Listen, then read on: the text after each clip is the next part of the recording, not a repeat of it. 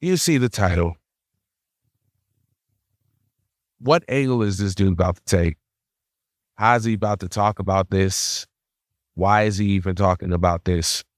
Sound like he know anything about anything. Look, first off, I am not about to sit here and toot my own horn or anything like that when it comes to these conversations, because these conversations I feel are very sensitive. They're very thin line. Like, you are walking a tightrope when you have these conversations. This is why I tried not to have these conversations for the most part.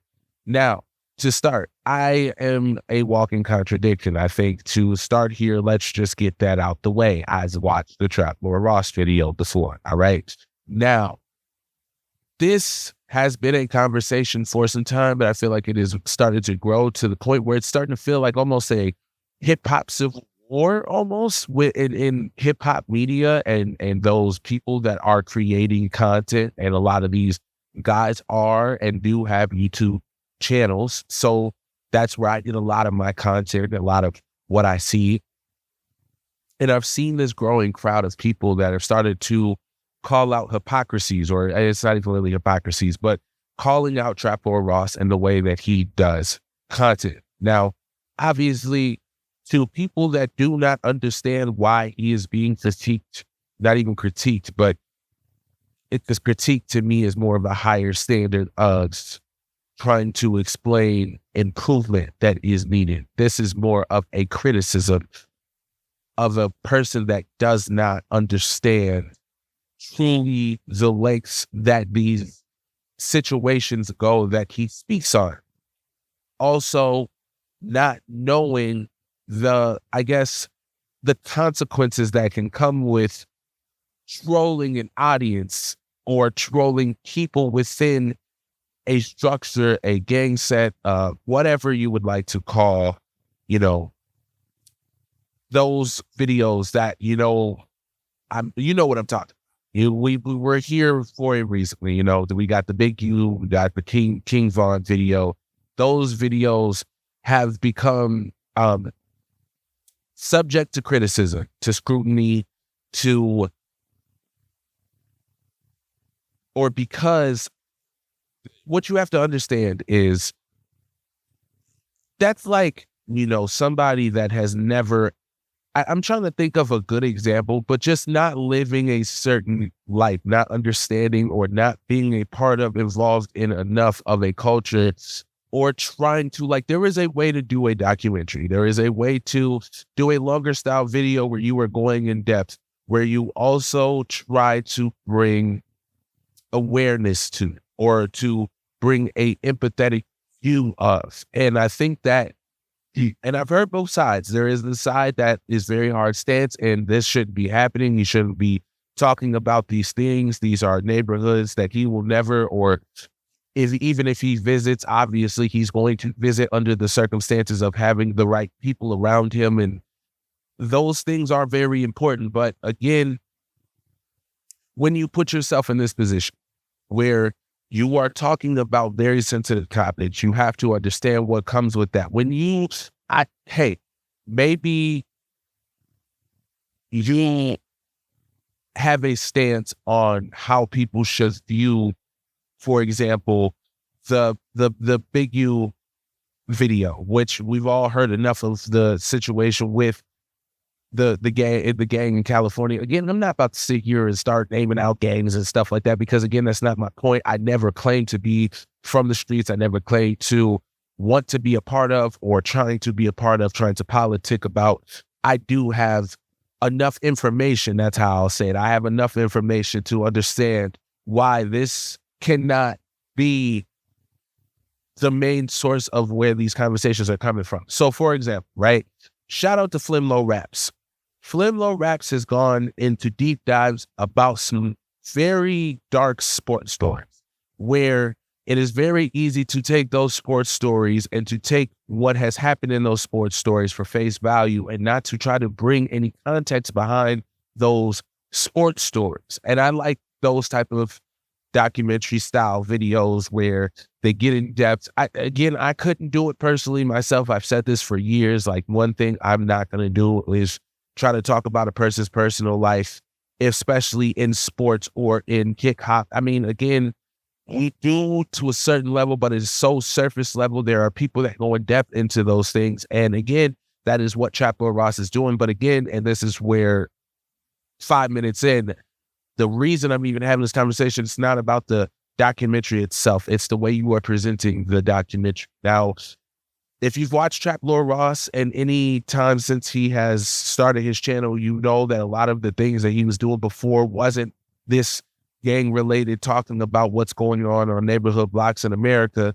It was more about talking about what's going on with celebrities and business and corporate shit and or a relationship or those and even then. But again, and there would be this certain aesthetic that he would bring to it where he would kind of, you know, as you guys know, he's famously dressed up as 6ix9ine in the 6ix9ine video. Like there are those videos where he dresses up. But when you are talking about gang politics, one thing you have to understand is no matter how any of us feel about how something looks, right? About how something should look or about how people present something, how something might be a code for certain people in a certain section and just don't be in that section wearing that because again, you'll get kicked. And even if you don't think that it makes any sense, at the end of the day, it makes sense to them. They've come up with a whole system that explains and helps to understand that to make it sound better than what it actually is. So what you have to understand is that when you go and do that on a video and you are talking about people that have passed away and have been offed, and you are talking about what is going on in these politics of California and especially in LA, you have to understand that you gotta know the line that you are toting when you do that, and you do it in such a, I guess, a trolling way. Like you can tell the ramifications to him aren't as big as the views it's going to get. Does that make sense? Like he knows that he can teeter the line because again, at the end of the day, he can always claim to be a journalist, and he can always, at the end of the day, speak as I'm not saying I'm tough. I'm not saying that I've never claimed to be in a gang. I've never did this. I never did that. So why are you pressing me about this, right? And again, yes, he tries to bring understanding in certain aspects, but again, that's not the whole point of what he is doing. If that was what he was doing, going to try to bring out this trolling aspect to it. Now, yes, you've done it before, and yes, you've done it in different, a little more lighthearted sense, I guess. I mean, everybody was fucking trolling 6ix9ine at the time, so that was different. But and I know he was kind of a fan of 6ix9ine. Anyways, what I'm trying to say here is that, because I'm kind of going on a tangent, is when you are doing content and you are doing content on sensitive natures, even if you are going to be somebody that is presenting information, you are somebody that with presenting this information knows that you are putting out, even though it is public information, you are putting it for even more eyes to see, which again may include a federal agent. Now, again, if that is your prerogative, that is your prerogative, but you have to understand what